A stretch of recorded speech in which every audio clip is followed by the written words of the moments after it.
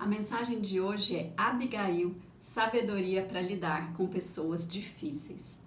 A história de Abigail, essa mulher da Bíblia, ela é contada no livro de 1 Samuel 25. É um capítulo só, é um tesouro escondido na Bíblia. Com ela a gente pode aprender importantes lições, porque Abigail teve que lidar com pessoas difíceis. E nós também, no nosso dia a dia, nós temos pessoas difíceis de lidar. Existe aquela pessoa explosiva, que fica irritada por qualquer coisa, existe aquela pessoa maldosa, existe também aquela pessoa que é desagradável, que sempre vê o lado negativo das coisas. E a gente acaba se cansando dessas pessoas, não é mesmo? A gente quer que essa pessoa mude para bem longe, mas nem sempre isso acontece e Deus quer inclusive usar essas pessoas para moldar o nosso caráter, para nos tornar mais parecidas com Jesus. E nós vamos aprender um pouquinho sobre isso com a história de Abigail. Eu não vou ler o texto de 1 Samuel 25 inteiro, mas você pode ler na sua casa. E ele nos apresenta 3 personagens. Abigail, que a Bíblia fala que era uma mulher inteligente e bonita. Algumas outras traduções falam que ela era de bom entendimento ou de bom discernimento. Ela era uma mulher sábia. E ela era casada com um homem que era muito rico, se chamava Nabal, e a Bíblia fala que ele era um homem rude e perverso. Então imagina a dificuldade de Abigail conviver com um homem rude e perverso. E o terceiro personagem era Davi, aquele que você conhece. Ele ainda não tinha se tornado rei, ele já tinha sido ungido por Samuel para ser o futuro rei. Mas ele estava vivendo uma situação difícil, porque Saul ainda era rei e estava tentando matá-lo. Ele tinha tido a oportunidade de matar Saul, mas ele não quis fazer isso porque ele sabia que ele precisava esperar o momento certo. Mas ele estava ali junto com mais um grupo enorme de soldados, 600 homens, no deserto de Maom, e Samuel havia morrido. Samuel, que era o seu mentor. Então ele estava passando pelo luto, ele estava num momento de fragilidade e por isso ele teve uma reação que a gente vai ver na história que não foi uma boa reação. E a partir daí a gente já pode aprender uma coisa, que quando a gente está fragilizado por alguma situação difícil que a gente está vivenciando, assim como Davi que estava passando pelo luto, às vezes não é o luto na nossa vida, mas é alguma outra circunstância difícil, a gente tem que tomar cuidado para não se tornar uma pessoa difícil ali naquela circunstância que a gente está vivendo. Mas então, vamos ler a história, né? Então, Davi estava ali no deserto de Maom, perto da propriedade de Nabal, que era um homem muito rico, e aquela era a época da tosquia das ovelhas, era um tempo de celebração, então as pessoas faziam banquetes, tinha muita comida, tinha muito vinho, e Davi soube e enviou alguns mensageiros lá para Nabal para pedir, muito respeitosamente, que Nabal compartilhasse um pouco das coisas para que Davi e os seus homens também pudessem celebrar.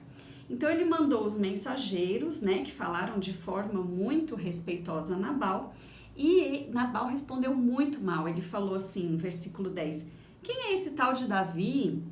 Quem esse filho de Jessé pensa que é? Hoje em dia há muitos servos que fogem dos seus senhores. Devo pegar o meu pão, minha água, a carne dos animais que eu abati para os meus tosqueadores e entregar a um bando que vem não se sabem de onde? Então ele falou de forma extremamente ofensiva, porque naquela época todo mundo sabia quem era Davi, o futuro rei, o ungido de Deus. E Nabal falou dessa forma. E os mensageiros voltaram e contaram para Davi tudo o que tinha acontecido. O que Davi falou naquele momento? Peguem suas espadas. E aí mais para frente ele fala que ele não iria deixar nenhum homem e nenhum menino vivo da casa de Nabal até o dia seguinte. E aí os servos de Nabal, eles sabiam que algo terrível iria acontecer. E eles foram falar com Abigail e eles disseram assim no versículo 17, é bom que a senhora leve esses fatos em consideração e resolva o que fazer, pois haverá problemas para o nosso Senhor e para toda a sua família. Nabal é um homem tão cruel que ninguém consegue conversar com ele. E aí, sem perder tempo, como diz na Bíblia, Abigail providenciou centenas de pães, bolos, ovelhas, grãos, vinho, um monte de coisa, colocou tudo nos jumentos, chamou os servos e foi se encontrar com Davi. Não falou com Nabal. A Bíblia fala que ela não contou para Nabal o que ela estava fazendo. E aí, quando no meio do caminho ela encontrou num desfiladeiro, né, com Davi e os seus 400 homens, porque 200 ele tinha deixado para guardar a bagagem, a Bíblia fala que ela se curvou diante de Davi com o rosto em terra, de forma extremamente humilde. Ela caiu aos pés de Davi e ela trouxe a culpa para ela mesma. Ela falou: a culpa é toda minha, meu Senhor, por favor, ouça o que a sua serva tem a dizer. E aí ela fala assim: foi o Senhor que o impediu de matar e se vingar com as próprias mãos. Que todos os seus inimigos e os que procuram matá-lo acabem como Nabal. Aqui está um presente que a sua serva trouxe para o Senhor e os seus companheiros. Por favor, perdoe-me se o ofendi de algum modo, e que o Senhor lhe conceda uma dinastia duradoura, pois está lutando as batalhas do Senhor. Que ele o livre de fazer o mal durante toda a sua vida. E aí ela continua o discurso dela, ela abençoa Davi, ela fala: sua vida estará segura sob o cuidado do Senhor, seu Deus, protegido como um tesouro. E aí ela abençoa então Davi, e Davi aceita as palavras dela, porque ela não estava falando de forma bajuladora, não, muito pelo contrário. Tudo que ela estava falando para Davi era aquilo que ela realmente acreditava, porque ela já tinha ouvido as palavras do profeta Samuel, ela conhecia o livro da lei e ela sabia que Davi se tornaria o futuro rei de Israel, porque ela sabia que todas as promessas de Deus se cumprem e ela se apegava a essas promessas de Deus, e ali ela estava abençoando Davi.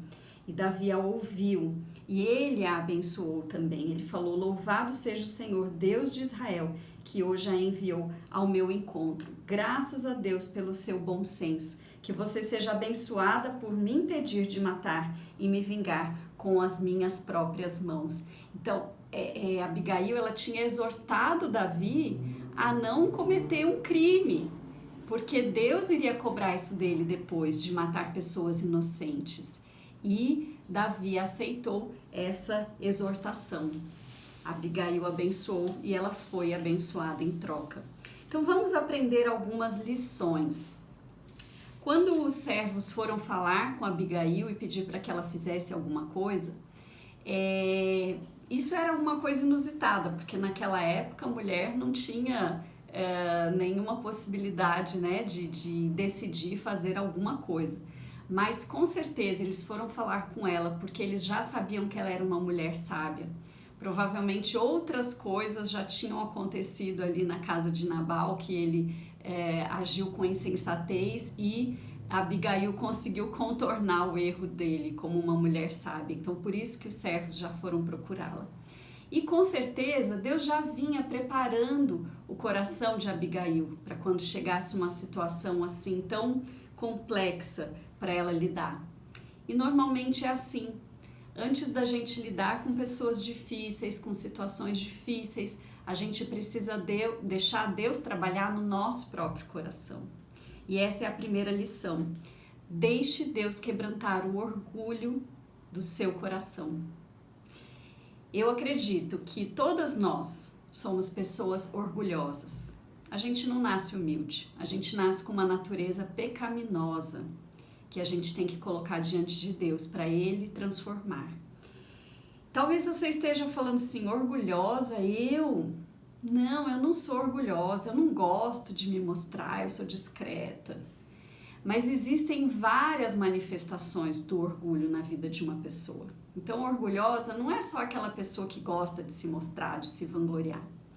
Tem um livro do Stuart Scott que se chama Do Orgulho à Humildade, que ele fala de 40 marcas do orgulho.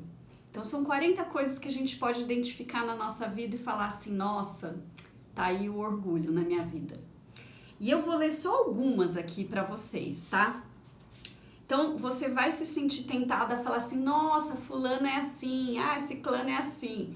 Mas eu vou pedir para você resistir à tentação e você pensar só no seu coração nesse momento, tá? Você vai pensar se você é assim ou não. Então, vamos lá. Tem uma lista gigante, mas eu vou citar só algumas. Fico magoada diante de alguma crítica. Me sinto ofendida quando alguém me fala ou me faz alguma coisa injusta. Fico irada quando alguém frustra os meus planos ou combina alguma coisa e não cumpre.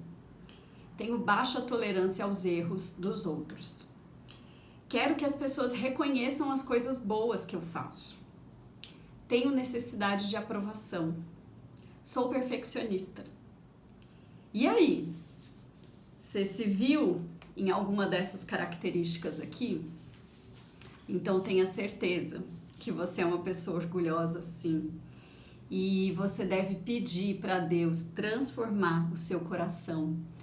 Pede para Deus sondar o seu coração, faz uma autoavaliação e tenta identificar os pensamentos ou as atitudes que você agiu com orgulho no seu coração.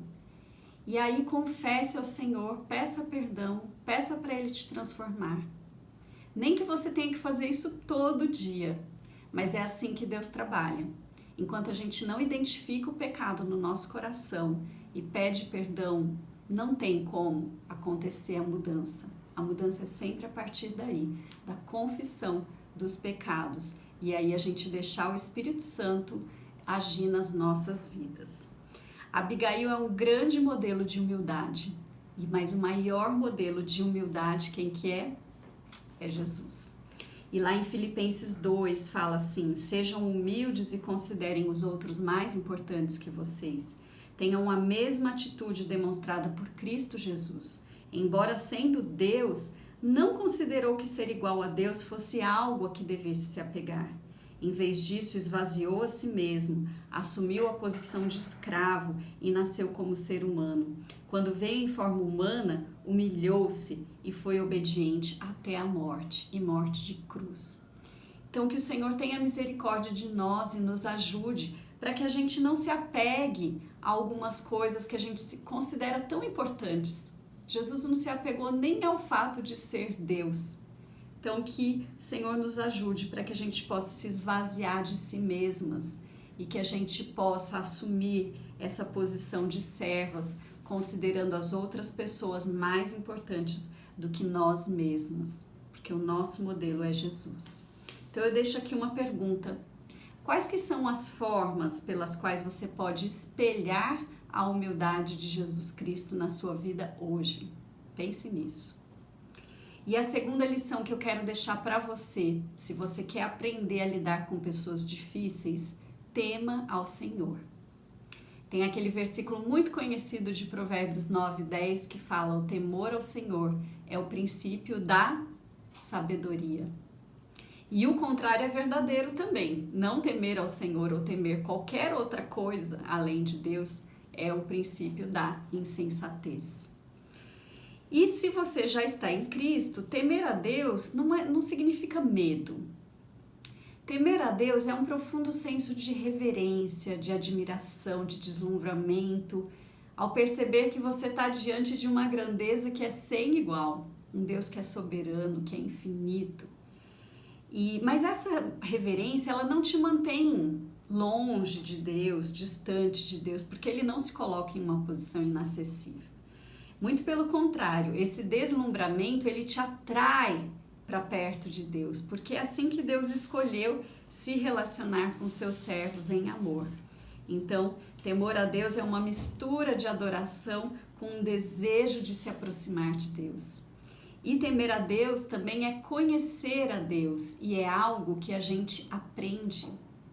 Lá em Deuteronômio 31, quando Deus falou para Moisés convocar todo o povo de Israel para a leitura pública do livro da lei, Deus fala assim: convoquem todos, homens, mulheres, crianças e os estrangeiros que vivem em suas cidades, para que ouçam este livro da lei e aprendam a temer ao Senhor, seu Deus, e a obedecer fielmente a todos os termos desta lei.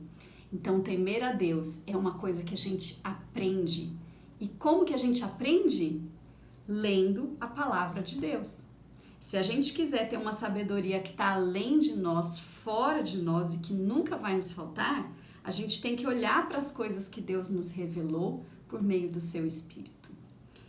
E no Salmo 119, você sabe, é o maior capítulo da Bíblia e ele inteiro fala sobre a palavra de Deus. Fala que a palavra de Deus é o caminho da felicidade, o caminho para evitar vergonha, o caminho da segurança, o caminho do bom conselho. A palavra nos dá força e esperança, ela fornece sabedoria, nos mostra o caminho que nós devemos seguir. Tudo isso é a palavra de Deus. Você crê nisso? Você tem convicção que a palavra de Deus é tudo isso? Então, por que a sua Bíblia fica fechadinha, guardada numa prateleira durante a semana? Pergunta difícil, né? Pergunta difícil. Mas eu falo isso não é em tom de julgamento, não é em tom acusatório, porque em uma fase da minha vida eu não lia a Bíblia, ela ficava guardadinha na prateleira. Eu lia livros cristãos, eu assistia pregação na internet, eu ouvia uns louvores e achava que era o suficiente.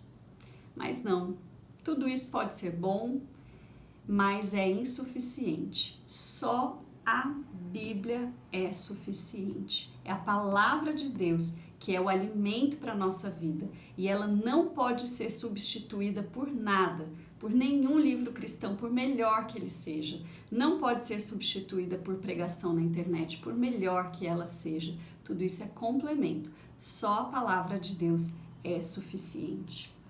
E aí eu quero fazer mais uma pergunta. De que forma você tem demonstrado o temor do Senhor na sua vida? Você tem percebido o Senhor guiando você para que você tome decisões sábias?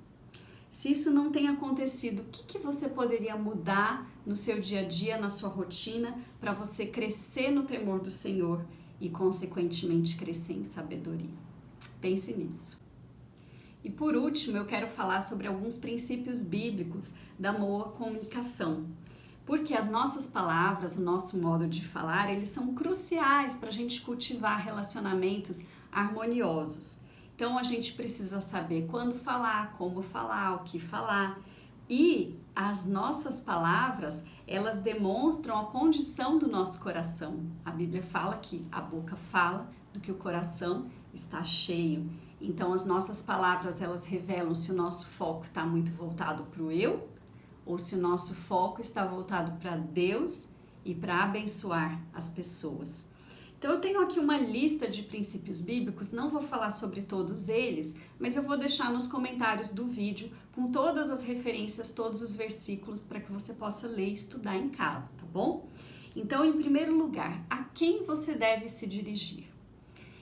Então veja bem, na história de Abigail, quando ela foi preparar, providenciar as coisas para ir falar com Davi, ela não contou para Nabal o que ela estava fazendo. Por que isso? Porque Nabal era um tolo, insensato. E a Bíblia fala que a gente deve falar só para quem é receptivo e não para o tolo, para o zombador. Isso está escrito lá em Provérbios. E aí ela foi falar com Davi de forma muito humilde. Abigail falou com Davi e pela mansidão do seu coração, Davi reconheceu o seu erro, ele foi exortado por Abigail e ele aceitou, e ele mudou. Então, primeira coisa, a gente só deve se dirigir para aquela pessoa que é receptiva, que é sensata, e não ao tolo, ao zombador. Segunda coisa, quando que a gente deve falar? A gente deve primeiro ouvir atentamente e se concentrar naquilo que a pessoa está falando. Não ficar primeiro pensando, às vezes a pessoa está falando e você já está numa posição defensiva, já imaginando o que você vai responder em seguida, né? Mas não é assim que a Bíblia nos ensina. Em Provérbios fala assim, o tolo não se interessa pelo entendimento, só quer saber de expressar suas opiniões. Então, que nós não sejamos assim. E quando for oportuno, nós devemos ajudar outra pessoa concedendo graça e corrigindo-a com o objetivo de restauração do Senhor. O nosso objetivo nunca é dar lição de moral, mas se for oportuno, corrigir aquela pessoa, instruir aquela pessoa, visando a restauração no Senhor. Terceiro lugar, como que você deve falar? Fale com amor. Se naquela situação ali específica você não vai conseguir falar com amor, então fecha sua boca, não fala nada naquele momento. E fale mantendo o controle das emoções, o que é muito difícil. Então também, se naquele momento você não está conseguindo controlar suas emoções, então você fecha sua boca, não fala nada naquele momento, porque ainda não é o momento correto. E a Bíblia fala sobre o controle das emoções, sobre o domínio próprio, que é fruto do Espírito Santo. Então, assim como a humildade, isso é algo que a gente precisa primeiro pedir para o Senhor transformar no nosso coração, para que esse controle seja algo que vem de dentro para fora e não algo que a gente fica tentando por meio do esforço próprio, mas que seja algo que o Espírito Santo faz em nós. E tem um versículo de Provérbios que eu gosto muito que fala que a resposta branda desvia o furor, mas a palavra ríspida suscita a ira. Então que o Senhor nos ajude para que a nossa resposta seja sempre branda. E em quarto lugar, o que você deve falar? Falar sempre a verdade em amor, como diz Efésios. E em vez de opiniões pessoais, usar a palavra de Deus, porque a palavra de Deus é autoridade.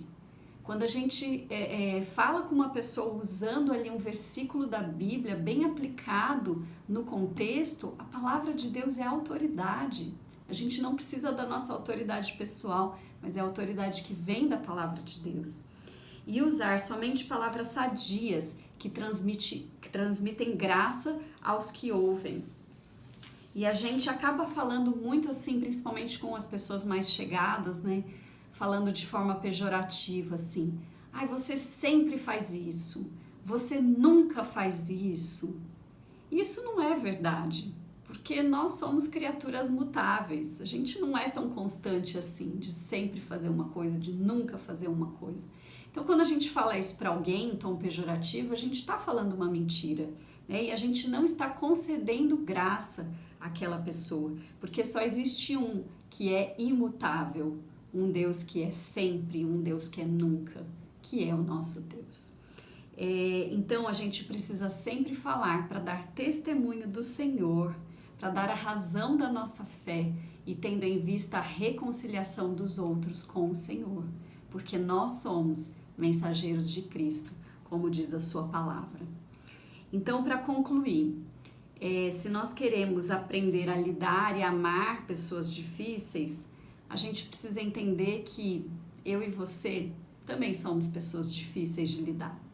Talvez não tão difícil ou não do mesmo jeito, mas a nossa própria maneira, internamente, nós também somos pessoas difíceis de lidar. Então a gente tem que ter consciência da graça de Deus que foi derramada sobre a nossa vida para que Deus nos acolhesse na sua família. Deus não nos ama porque nós somos um acréscimo maravilhoso à família dele, mas ele nos ama apesar de como nós somos. E através do amor de Deus por nós, ele pode nos transformar à imagem do seu Filho Jesus, para que cada dia nós sejamos mais parecidas com ele. Então nós precisamos receber de Deus exatamente as mesmas coisas que as outras pessoas também precisam receber de nós: graça, misericórdia, bondade e acolhimento. Amém.